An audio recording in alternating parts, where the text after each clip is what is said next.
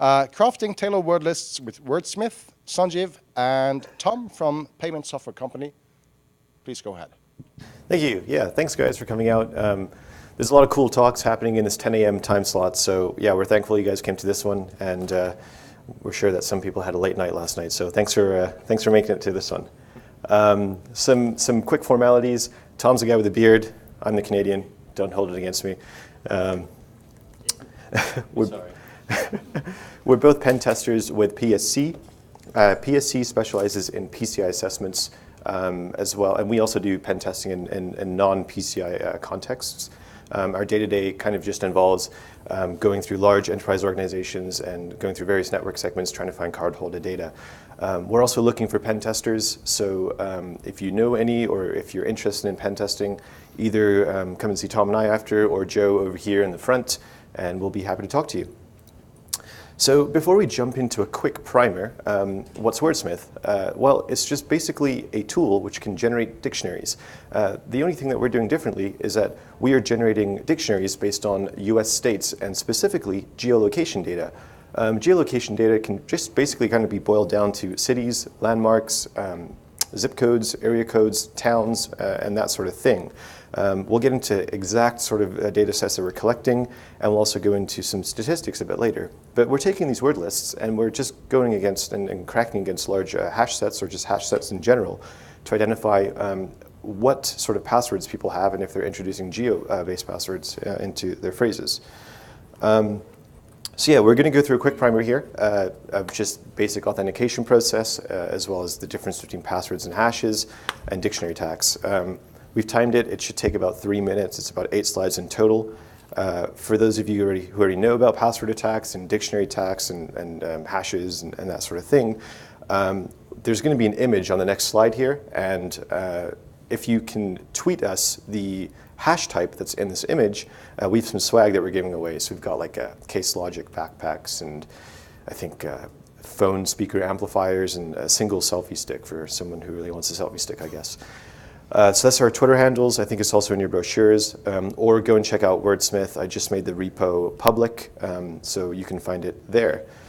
And I guess just as a quick show of hands, how many pen testers are in this room? Does anyone do pen testing? Joe? couple of guys over there? Great. So if you've ever done any sort of man-in-the-middle attack on your network, and I guess if you're a blue teamer who's ever done a man-in-the-middle attack on your network, this hash type should look pretty familiar to you. So yeah, here it is. You got kind of a couple seconds here to take a look at that and send us a tweet here at our Twitter handles, and we're happy to give away some swag after. But for now, we'll head back to the primer, and Tom is going to walk you guys through the primer. Thanks, Sanjeev. So let's talk about a simple authentication process. This is Bob in the extent of my Microsoft Paint skills. Despite what Bob's Prohibition-style hat might suggest, Bob is a user in a Windows environment. And this is Bob logging into a Windows host with a username of Bob. And this might be locally on a workstation. In order to unlock it, this might be remotely via something like RDP. And we've taken the liberty here to unmask the password field so you can see that Bob's password is password123. On submit, when Bob clicks enter, that input of password123 is put into a one-way hash function. And the output of that is a fixed length character string, which you see represented below. That's what we call a hash. And what's important to note here is that this is a one-way function. We can't reverse this process by putting a hash into the hashing function and retrieving the original clear text password. So after we've hashed the password, we put together Bob's username and password hash, and we send it to the authentication server. This might be locally in a SAM database.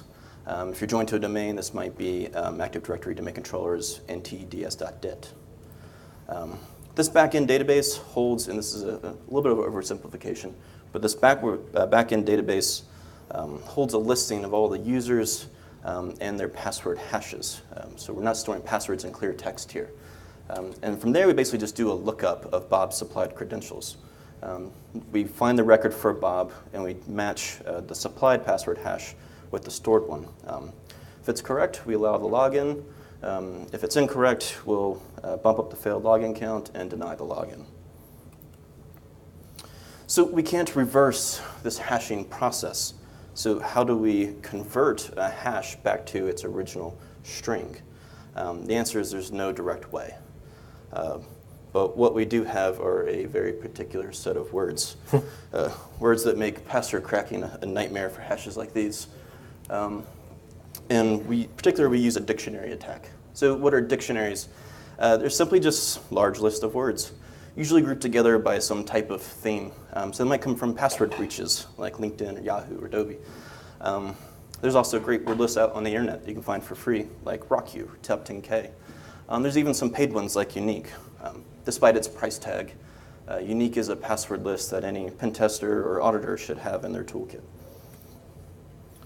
So in order to carry out a dictionary attack, first we need a few prereqs. First is a solid dictionary or a good word list. Second thing we need to know is the hash type. So in this case with Bob, we're using NT hashes or NTLM. If you're authenticating against a Unix or a Linux type server, it's going to be some variation of MD5 or SHA-1, usually with assault. The third thing that we need are a list of password hashes. These are usually exfiltrated from compromised systems, maybe like a local Windows workstation or an Active Directory domain controller. And these are what we're doing the lookups against. So the steps for actually carrying out a dictionary attack boil down to this three-step process we call the guess, encrypt, compare cycle. Our guesses are words that we're plucking from the word list, and we iterate through them one by one. From there, we take the input word and we put it into our encryption algorithm, in this case, an NT hashing algorithm, and it gets outputted this fixed length string. Then we take that hash and we do a lookup against our list of obtained password hashes. If they match, then we know we can map that back to the original word that we guessed, and we have our clear text password. And Sanjeev will move on to Wordsmith. Yeah. So as we mentioned briefly at the beginning of the presentation, Wordsmith is just a word list generation tool for US states and I guess geolocation-based data. So what kind of geodata is in a word list? Well, we've got things like cities and towns. We also have landmarks. So in Nevada, you're going to have Area 51, things like the Hoover Dam, that sort of thing. We've got streets and roads. We have zip codes, sport teams, colleges, common names, and area codes. Now, why geolocation data? Well, it's really interesting. I guess it's kind of a marriage between curiosity and password analytics and just general human behavior. I remember I was testing, I was an internal penetration test for a client in a very small state. And as part of my post-exploitation process, I tend to go from system to system and scrape credentials out of memory, just using Kiwi or Mimikatz or something like that. And that usually enables me to collect a large amount of passwords to then enable me to move into another network segment or access applications which unlock greater depth into that environment. Now, collecting all these passwords, I realized a common trend for several of these users, and that's I couldn't crack these because these are specific geolocation-based passwords that weren't going to exist in any sort of password list that's currently out there. Things like sport team names or colleges or other things that might be related to geolocation. So I thought to myself, well, it'd be pretty neat if someone put together a word list generation tool, and then that kind of transformed to, well, we'll just put together a word list generation tool for geolocation data. And as we'll get into some statistics a bit later, we kind of found out that we've limited some guess, encrypt, compare cycles and been able to actually turn this into something quite useful. So I should probably mention, where's all this data coming from? Well, Wikipedia and the US Census have a ton of this data, and it's readily available to the public. All we've done is we pulled it, scraped it, and put it into nice little phrases and words which appear in word lists. OpenStreetMap is another good source as well. We've also had to put together a collection of data sets for area codes because that was a little harder to parse using our parsing engine, so and required a bit heavier parsing. So we actually have some custom data sets which we made as well. So Tom is going to talk to you about how Wordsmith works, and then we're going to jump into a demo. So yeah, take it away. Cool. So the GitHub repo is live now. When you do your initial git pull, you'll see these files listed there. On the right, you see the actual Wordsmith Ruby file. There's also next to it the sources.yaml file. It's basically just a simple configuration file for all the internet sources where we're pulling down data. And we broke it out like that to hopefully make it a little easier in a modular design to be open to extension and for easier management of our internet sources. Next to that, you see a data.tar.gz, which is basically just a compressed data archive where we've already pre-scraped all of the data that we're using for Wordsmith and compressed it there. You'll also find a gem file just to make installation a little bit simpler. And there's a README there, which you'll see in the repo, that'll walk you through some of the dependencies and installation. So when you run Wordsmith for the first time, it's going to do a couple checks for some of its files that are needed. If it doesn't see them, it will unpack that data.tar.gz file and expose it into the current working directory in a subdirectory called data. That data directory is mostly categorized by state, with the exception of some of the custom data that we've had to massage into place. At the top level, you'll see some of the directory for the area codes, names, which we've pulled from US Census as first names, last names, baby names, sports, which are mostly big four sports in each state at this point, and then the states themselves. And below that, you see an example for what kind of files you would find in the California directory. So you see a cities.html there, colleges.html, landmarks, roads, zips. These are words very specific to that state. If you notice the .html extension, these are actual HTML source files that we've pulled down from our internet sources.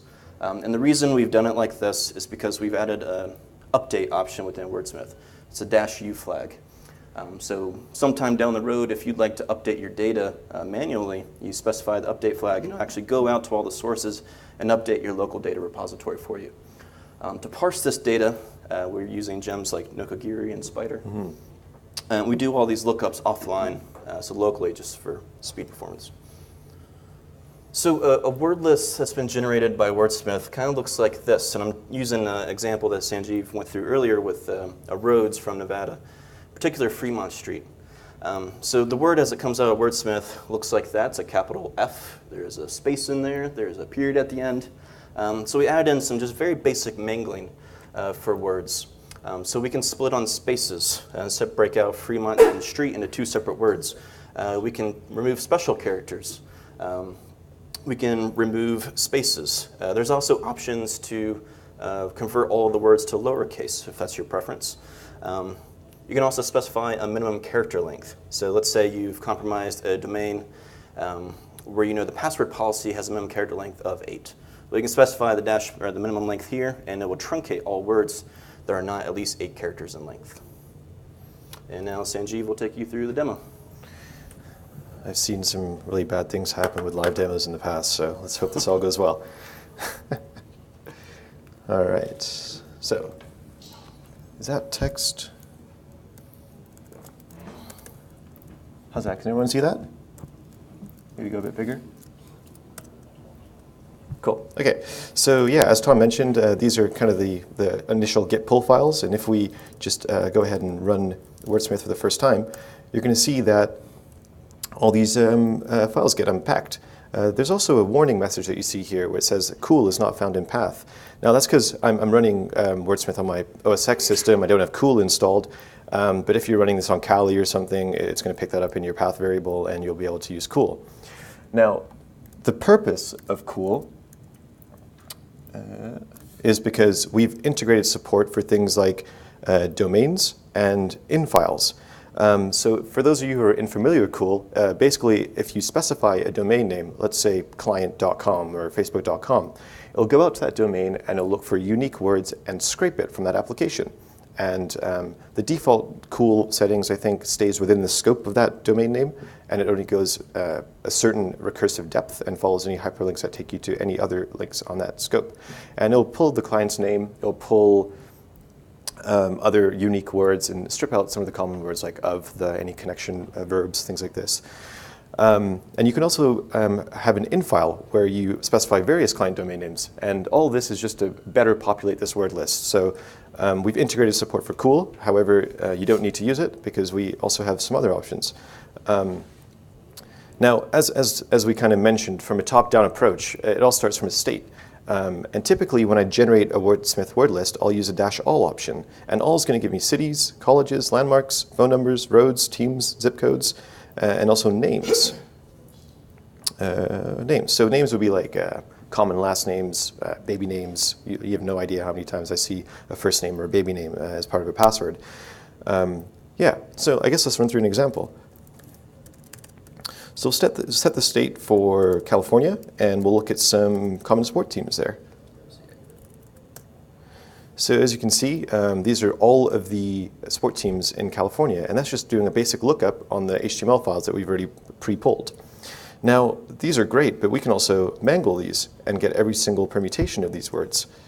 So as you can see here, we've got Sacramento Kings, Sacramento Kings, Sacramento, and somewhere up here, there'll probably be Kings as well. And there's only one instance because there's probably some other teams here which have Kings in their name, but we also do a sort and unique so you don't get duplicate words and things like this. What's also pretty neat is that we do things like zip codes. So we've got every single zip code in Nevada, or landmarks. So if we set the state to DC, we can look at landmarks, and we probably tend to see things like White House or whatever, like the Lafayette Building, things like this. Yeah, and if I guess we set the state to maybe Massachusetts, we can look at some of the colleges that exist there.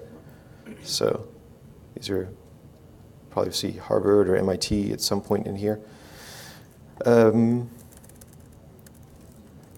Yeah. So as I mentioned before, these are just some of the options, the singular options that you can set for per state. We can also do multi-state. So for example, CA and Nevada, and grab me all the area codes for those two states. Now this is pretty verbose output.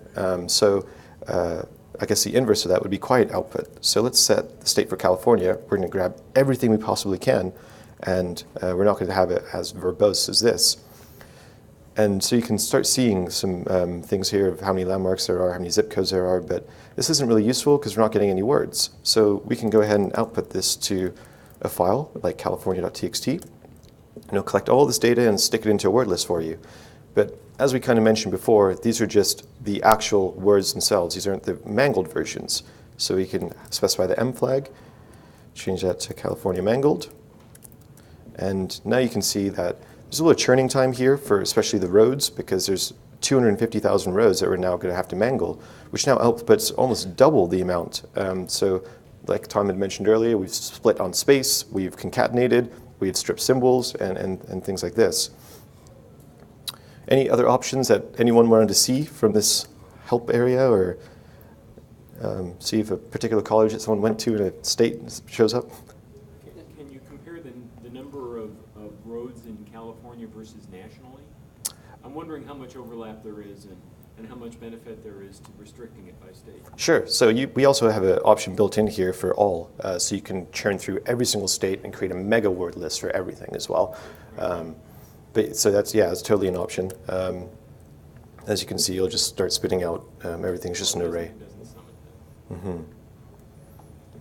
Well, yeah, but that's with the quiet option. If I remove the quiet, we're going to grab, basically, it's just going to keep on churning like that. Yeah. Yeah. So, sorry, is there another question? Yeah. I was going to say, how do you account for like local or regional businesses? Do you go ahead and specify the -u option and put in the URL? That's a great option. Yeah, sorry, that's a great, yeah, so. Repeat the question? Sorry, yeah, he said, how do you account for local businesses? So the -d flag for the cool integration. So let's say you're testing a particular client. The client, there's probably going to be some password variation in there that's a client name 123, and so that cool integration will script that client's web application, pick out that client's name, and put it into this word list for you as well. I don't actually have internet connectivity here because we're at B-Sides, and I don't want to connect to Wi-Fi, so I can't show you the cool integration aspects of it. But yeah, that's basically what our Wordsmith demo is. And what's really interesting are some statistics that we're going to kind of show you guys. And I think you've heard me talk enough, so I'll let Tom kick that off. Cool.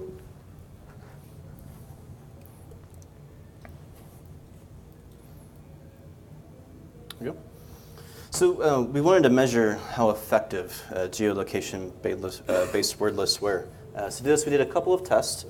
Some of the prereqs for this test, we first built a hash cracking rig locally in our shop, and we got our hands on some real NT hashes. So we grabbed some hashes from actual real-world internal penetration test from clients in Massachusetts, it's a little over 400 hashes. Wisconsin, about 2,000, and New York, which is about 500 hashes. The hash cracking rig itself, our weapon of choice for cracking NT hashes is Hashcat. The hardware is fairly modest. It was just an NVIDIA Grid K520. But even with that, we could get about 3 billion guess encrypt compare cycles per second. So we're turning through passwords fairly quickly. And just last week, Sanjeev put a post on his blog for those interested that want to build their own hash cracking rig. And he goes through the process of doing so in Amazon's AWS. So he takes you through the steps of spinning up an EC2 instance, getting Hashcat installed, configured, ready to run, and so you can start cracking caches. So some of the test cases that we're going to go through. First, we're going to crack hashes from each of those states using some basic word lists and some rules. And then after that, we're going to supplement that with word lists generated by Wordsmith. The syntax that we use to generate those word lists in Wordsmith is shown at the bottom there. The basic way to read that is the -S flag is for Wisconsin. The -A, we're grabbing all categories, so cities, colleges, roads, etc. We're going to do some basic mangling on those words, and we're going to output them to a text file. In this case, Wisconsin generated about 112,000 words. Massachusetts was around 82,000, and New York was 158,000. So the input parameters for this cracking session, when we look back at that guess encrypt compare cycle, our input is what we're guessing from those word lists. So we're using top 10K, which is 10,000 words. We're using RockU, which is a little over 14 million. And then we're using word lists generated by Wordsmith for each corresponding state, so Wisconsin, Massachusetts, and New York. And we chose the rule set of dead hobo just because it's one of our favorites. It's got about 57,000 rules for doing some advanced word mangling. The compare phase, the encryption algorithm choice is NT because we are using, we're trying to crack passwords exfiltrated from a domain controller here. And NT is based on MD4. And for the compare, we're doing lookups against the obtained password hashes that we got from each of those domains in each of the 3 states. And Sanjeev will discuss some of the results. Yeah, results are in. So, Wisconsin, 2011 NTLM hashes, which kind of can be translated into 2011 Active Directory user accounts, which can kind of further be translated into 2011 employees, although that might not necessarily be true because there might be some accounts being shared, so we'll just say 2011 Active Directory user accounts. Now, as Tom had previously mentioned, the top 10K word list is just a collection of the top 10,000 passwords. Things like password, love, God. Anyone who's seen Hackers will get that reference. But yeah, we're taking those 10,000 word lists and we're injecting those individual words into the dead hobo rule set, which is 58,000 rules. So these rules can prepend symbols, append numbers, lowercase words, camel case words. So for every single word, you're doing 58,000 different permutations of that word based on this rule set. So yeah, the 10,000 top passwords took about 2 seconds to run against these rules and uncovered 237 of these organizations' passwords, which means that 237 Active Directory user accounts had a password that was in the top 10,000 word list as a root password in their password string. RockU uncovered another 1,094 passwords, which is now at 66% of a cracking success in total of all these hashes.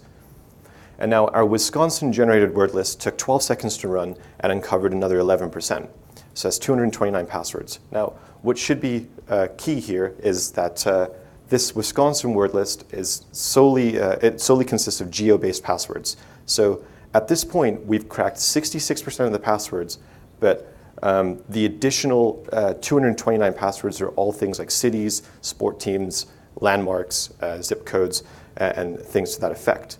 So there's a question over there? Are they discrete, or would there be duplicates between RockU and Top 10? There would be duplicates. So this is a collective cracking session. It's called, basically your hash cracking pot would be populated with 66% of these passwords at this point, and so it's a collective addition. So yeah, we uncovered another 11% of passwords that were all geocentric. So if I remember correctly, Wisconsin, some of the really common passwords like Green Bay, Packers, first names and baby names as well. Massachusetts had a smaller hash set, about 400 Active Directory user accounts. That makes top 10K with the 58,000 rules run in about a second and recover 52 passwords, which is about an eighth. And that's really surprising because it just goes to show that some organizations have really weak password complexity rules and enforcements. RockU recovered a staggering 65% in 24 minutes, and with the dead hobo rule set, and our Wordsmith generated word list another 56. And again, this is all geo-based word lists, geolocation-based words, which are found after in about 12 seconds. And Massachusetts, I mean, people always use sport teams' names like Red Sox and things like this, but what's really interesting is you'll see a lot of city names as well, like Boston, Boston Marathon, Cambridge, and Harvard, and Fenway for landmarks as well. New York, 552 hashes and 552 Active Directory user accounts. What's really surprising with New York is that 0 were recovered with top 10K, which we can allude to several things here. Either the Active Directory domain controller has a third-party plugin, so this New York organization has imported a list of known compromised passwords or bad passwords into Active Directory through some sort of third-party module, which technically refrains users from creating bad passwords. Or as a non-technical control, they have just great security awareness programs or long and complex password requirements or things like this. That being said, the RockU word list, which takes about 26 minutes to run, uncovered about 220 passwords, and our New York Wordsmith generated word list recovered an additional 59. And as you can imagine, some of the popular passwords would be landmarks like Empire, or I think I have some examples here. Yeah, Empire, Broadway. There's also one user in particular who had the state NY abbreviation, and then 5 numbers, which are the zip code, and then a symbol as part of his password. So yeah, Tom's going to kind of summarize that last sort of segment there. Cool. So some of the conclusions of this. Oh, yep, go ahead. I was just wondering, did you try the New York data, the New York hashes against the Wisconsin list? No, we didn't. No. Because that would be very useful to see whether you're actually getting value from paying attention to geography as opposed to just what's on these lists. Absolutely. So you need to do that crosswise. Sure. Yeah, so to further extrapolate that, we can also just do all states in general against that New York word list as well. But the real takeaway here was just kind of for that particular state and that guessed encrypt compare cycle. So for one state, it took 22 seconds, but for all states, it might take an hour. Who knows? We haven't actually tried to do that yet. But yeah, great question. So some of the conclusions from this testing, we got a little bit of confirmation bias here in that we'll get into the psychology of how users choose passwords, but we know that users like to choose passwords that are near and dear to them. They choose passwords off things that they know.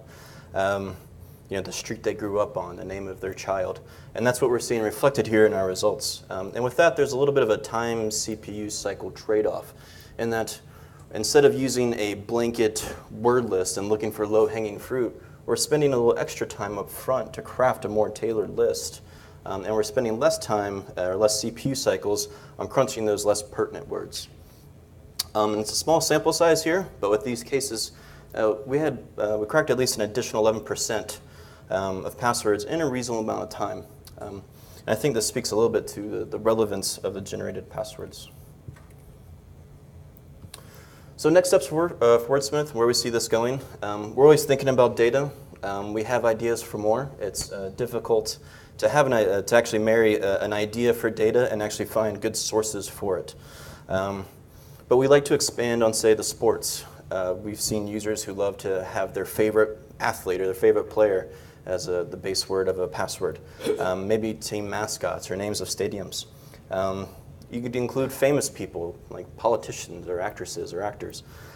State symbols, things that are very relevant to a state, such as the motto or state song or state flower. And we've gotten recommendations from the community too. Larry Pesci recommended looking at regional food or cuisine or agriculture. From the design, the co-design perspective, it is modular. We like it to be even more so, just to have it open to extension. We think that this framework could be extended to not only include states, but also to include provinces or territories or even other countries.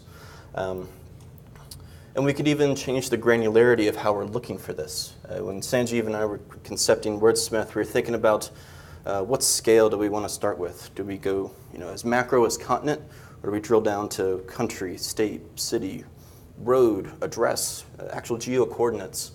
So maybe a future version could, instead of a user inputting a state, they input an address or a pair of coordinates, and they specify a default radius of, say, 50 miles. And say, give me all the words that Wordsmith can generate in a 50-mile radius. So Sanjeev and I are both believers in free and open source software. We believe that everyone should have access to all the source code at all time. We also believe that we're not the smartest people in this room. So if you guys have any ideas for data, for features, if you have experience with looking at querying APIs for geocentric type data, we would love to talk to you. Please send us a pull request, submit issues, hit us up on Twitter. The repo is listed there. We'd love to share this with you. So with that, this is contact information. Also, if you replied to Sanjeev's hash challenge earlier via Twitter, feel free to hook up with us. We'll either be at the back room or in the passwords, and just bring some verification that it's actually you on the other side of the tweet. But with that, we thank you for coming out and open the floor to questions. Yeah, thanks, guys.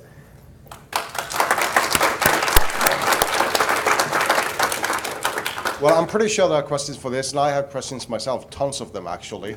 But as an example, I just wanted to tell you that in the UK, there is one government organization that keeps on tweeting again and again and again that a safe and a good password that is also easy to remember is made up of 3 easy words. That's what they keep saying all the time, 3 easy words.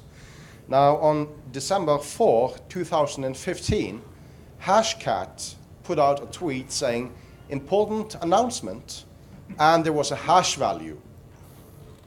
And very shortly afterwards, Solar Designer replied to that tweet saying, the hash, if you can crack it, says Hashcat open source.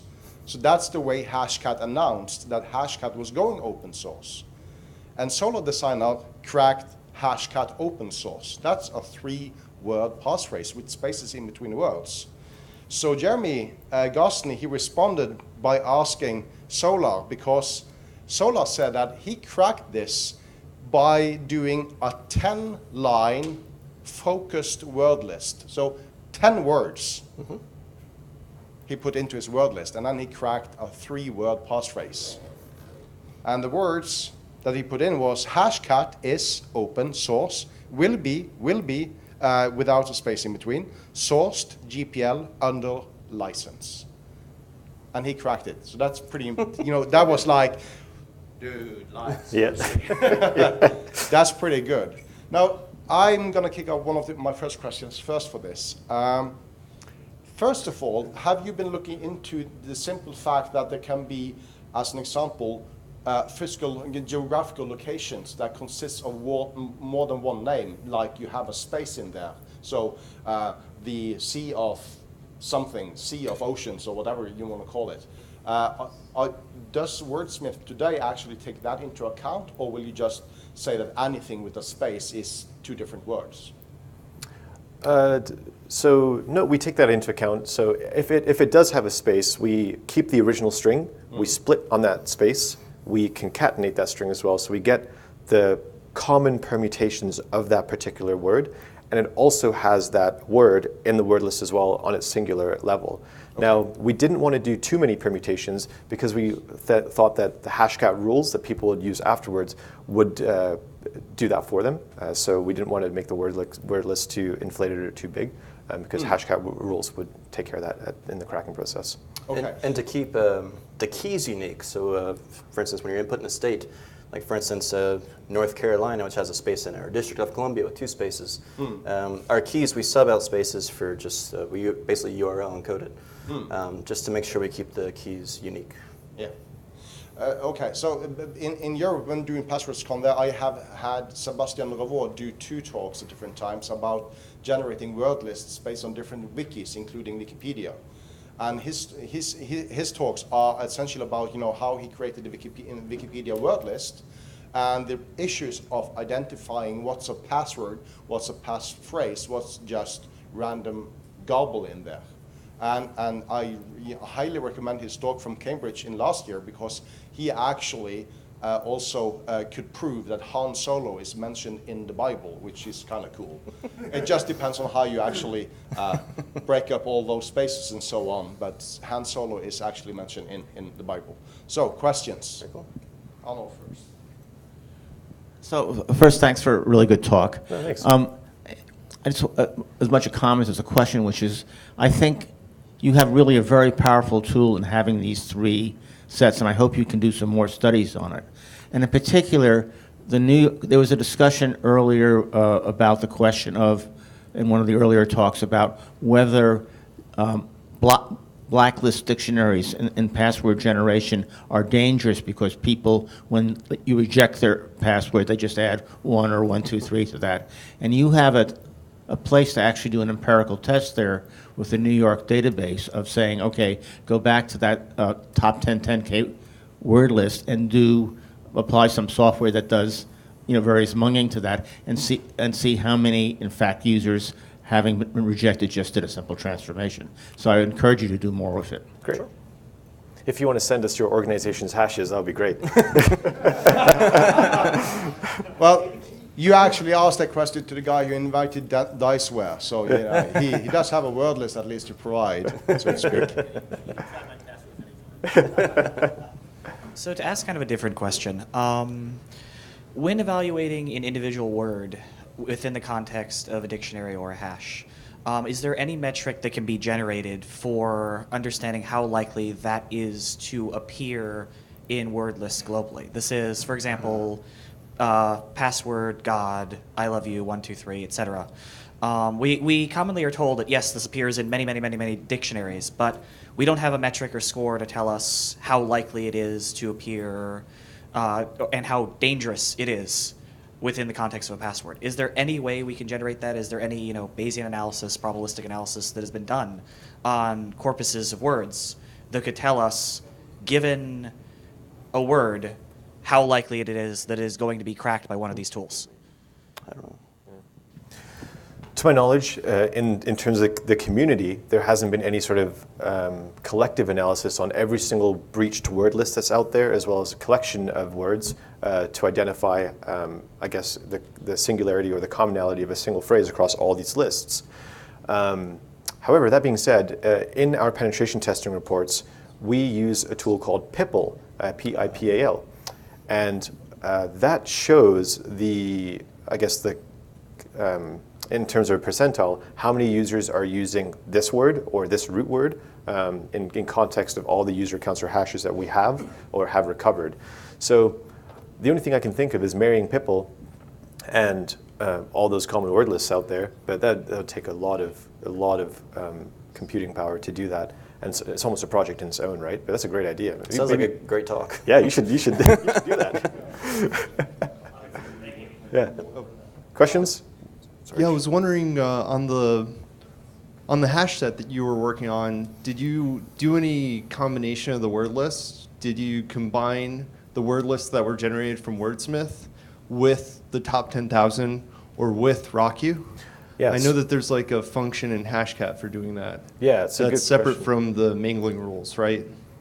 Yeah, no, we didn't combine word lists. So we were kind of more interested in the chunking aspect. So this is what the top 10K recovered, this is what the RockU recovered, this is what we recovered after that entire pot had been populated. That's a great, yeah, so if we can combine password and White House together, that'd be great. So that's maybe something else that we could have done. Well, when you started out on doing this, I mean, obviously you do, there's data available, massive amounts of data available for doing the geolocation part of this. But when you started out doing this, was it, did you start making Wordsmith because the data was available and you saw you could easily use them, or did you actually have a theory, or eventually did you prove that lots of people are actually using geolocations as part of their password, so we need this input? What was the reasoning behind starting it? So part of it was, as we compromise Active Directory domains, we dump password hashes and we start cracking.